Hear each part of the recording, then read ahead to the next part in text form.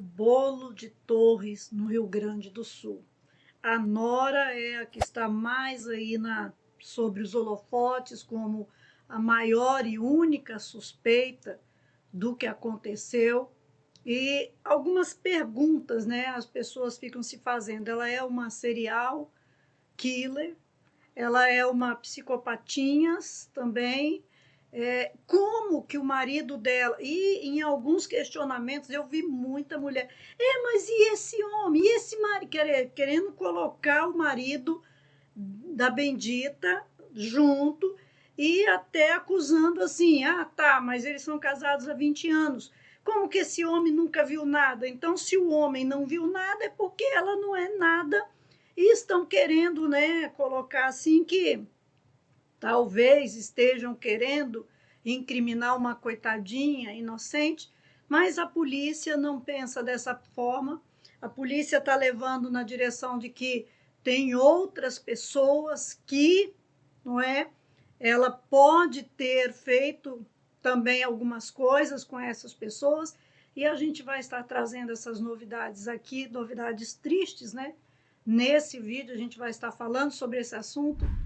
Já curte agora, já se inscreva, já ative o sininho, faça essas ações, porque nós precisamos dessa ação para que a mensagem seja levada. Essa é a condição que o algoritmo estabelece para ele saber se a mensagem é boa ou não e assim ele impulsionar a mensagem. Olha, o que aconteceu, né? A gente tem de sempre lembrar, e eu sempre esqueço de fazer isso, de lembrar, de explicar o que aconteceu. No dia 23 de dezembro, a família da dona Zeli, eles tinham assim, comemoravam, né? Tinham o costume, o hábito de se reunir para fazer alguma coisa por causa do Natal, não por causa de final de ano, mas propriamente por causa do Natal, porque parece que hoje em dia falar em Natal é um crime, né? Você tem de falar festa de final de ano. Aí, dona Zeli, em função do Natal, eles eram acostumados a ter essa reunião e fazer um bolo que era tradicional. E dona Zeli não gostava muito de cozinhar, o marido dela que gostava de cozinhar. Mas esse bolo ela fazia questão de fazer e de levar para a família e de participar e dividir esse momento com a família. E dona Zeli levou esse bolo e estavam as 7 pessoas reunidas e eles comeram esse bolo e 3 das pessoas que estavam reunidas morreram logo após comer o bolo. Dona Zeli ficou internada, depois ela foi liberada, um netinho dela, de uma das mulheres que estavam ali, creio que é a irmã dela, que comeu também um pedacinho, uma mordida, mas cuspiu, né? Não gostou, achou horrível, né? Eles falam que vomitou, mas parece que o menino cuspiu, né? Não gostou. E um outro, né, que era o marido de uma das mulheres que morreram também não gostava desse tipo de bolo. Ele também chegou a provar por causa da questão de, né, ali, né, não fica mal. E aí passou mal também, mas ele também provou e estava muito ruim, não conseguiu engolir, ele também cuspiu. Então veja aí que as pessoas que não vomitaram, que não cuspiram, também não morreram. Eu não sei, dona Zeli, se ela chegou a vomitar, mas pelo que parece, as pessoas que cuspiram o bolo não morreram. E aí a polícia começou a pesquisar, pensando no início que talvez dona Zeli pudesse querer matar a família, mas porque ela teria comido o bolo também. Aí a polícia começa a investigar e vai descobrindo coisas e vai vendo que na família dona Zeli era muito querida, que não tinha problemas familiares, que dona Zeli tinha um casamento duradouro. E era interessante até, o casamento da dona Zeli era muito forte, e com lutas e dificuldades, o casamento ficava ainda muito mais forte.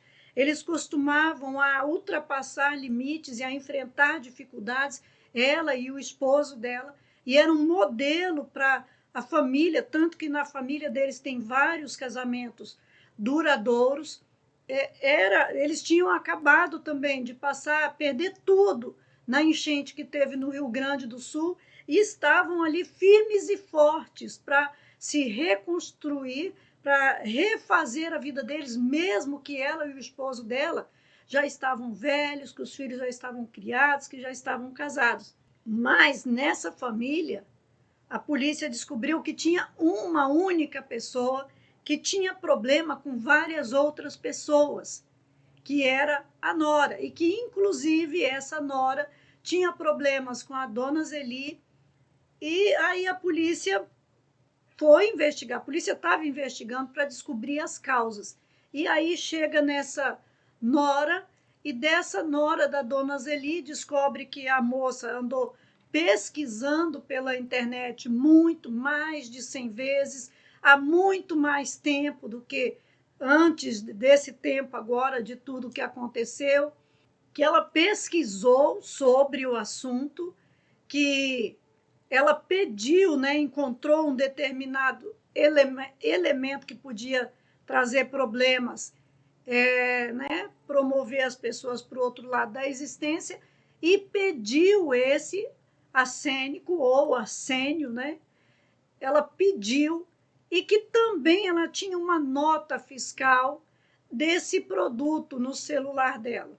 Essa nora nega tudo isso, mas a polícia já está investigando não só a questão das pessoas que faleceram naquele dia, as 3 pessoas, mas também o sogro dela, que faleceu em setembro, e a polícia descobriu que ela deu de presente um cacho de banana e uma lata de leite ninho, e que o sogro bebeu e a sogra bebeu também, mas a sogra passou mal, vomitou, e o sogro, os dois, né, a sogra e o sogro foram parar no hospital, mas o sogro não resistiu e morreu, e foi dado como intoxicação alimentar.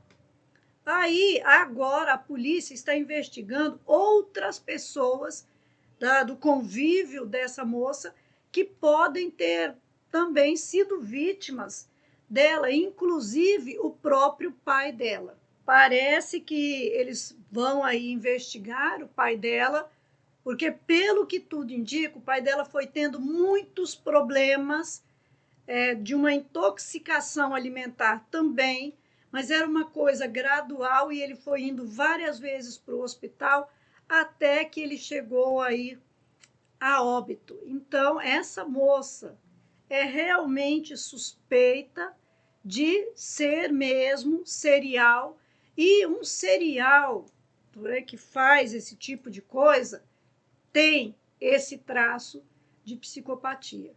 Entra dentro dessa condição, porque é uma pessoa que pode fazer isso com qualquer ser humano.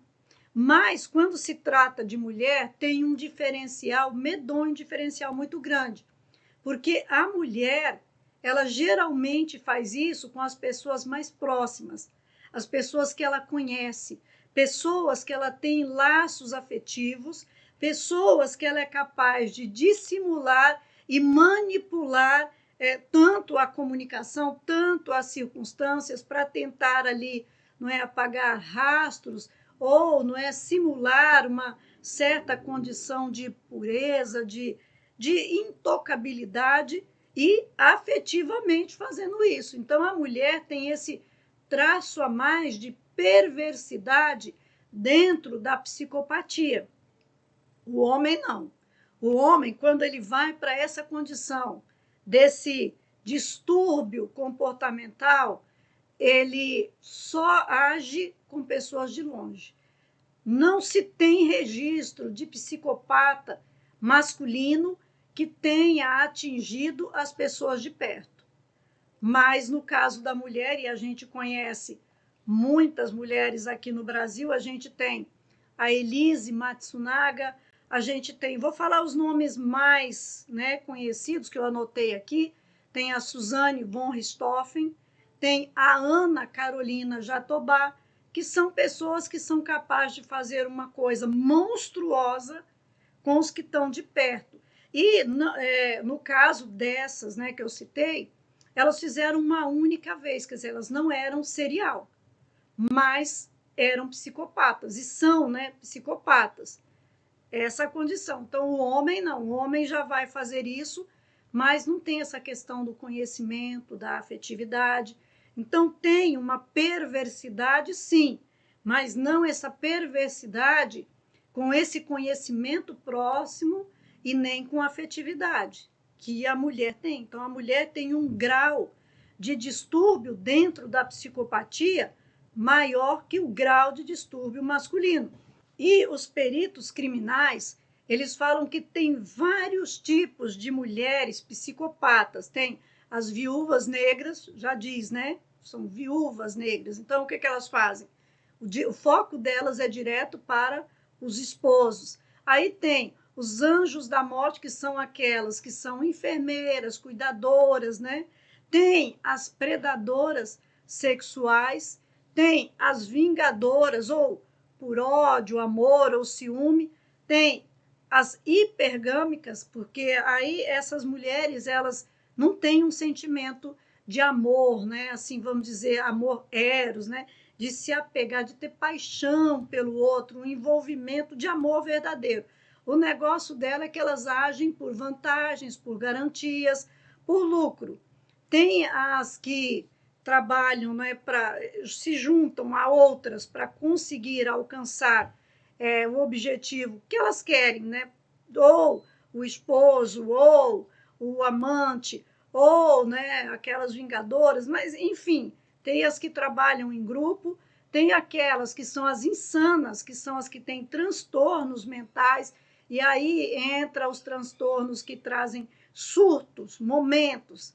E quando você fala de surto, você está falando de transtorno tipo narcisista, que é um surto de psicopatia em determinado momento, borderline, que também é nessa direção, bipolaridade. Então, essas aí fazem parte do grupo das insanas, são as mulheres que têm um transtorno mental e que, num dado momento, surtam e aí vão para essa direção. E tem também aquelas que a ação delas ninguém consegue entender por quê. Então, é das incompreensíveis. Mas o que também a polícia, né, os criminalistas, falam é que 80% das mulheres matam por envenenamento. Olha a condição.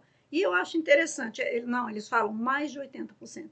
Sempre eles usam isso, né? Os 80% ali, quando o trem já é quase 100%.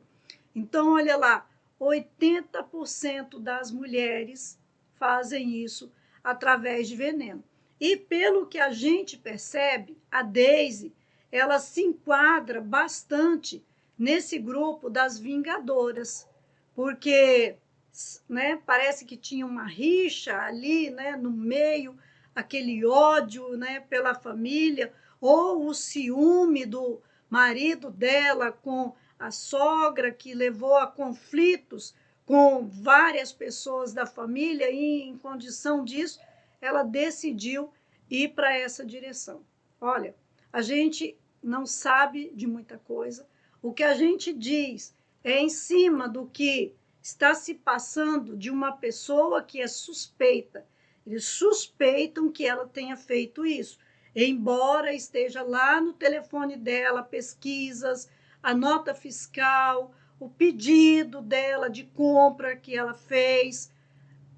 Isso pode ter sido armado. Não vamos passar o pano em cima, não, mas a polícia tem de trabalhar com essa hipótese. Alguém pode estar querendo acabar com a vida da pessoa e ter feito esse tipo de atitude. Quem sabe na família dela tem um psicopatinha ainda pior do que o que ela parece ser, que tudo indica que seja. Inclusive, os investigadores, o delegado diz que no celular dela haviam provas robustas, no celular. Então, isso é um indicativo, mas ainda não se pode provar.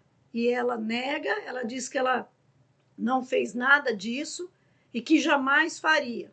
Agora, as evidências estão aí, a polícia já está trabalhando com a possibilidade de até o pai dela ter, né, entrado dentro dessa condição, porque nós temos 3 pessoas que já foi provado, mas pode chegar até a 10 pessoas, o número de pessoas envolvidas nas tramas, se desde for confirmado, não é? Por enquanto suspeita, se for confirmado, mas vai chegar a um total de 10 pessoas. Olha, o que você fala sobre isso? Deixa aqui o seu comentário e não sai daqui sem conhecer o material que a gente tem preparado. Nós lutamos e nós trabalhamos a causa do resgate da autoridade masculina, porque homem bom é importante, homem que é capaz de vencer e de esmagar o mal, porque o mal precisa ser dominado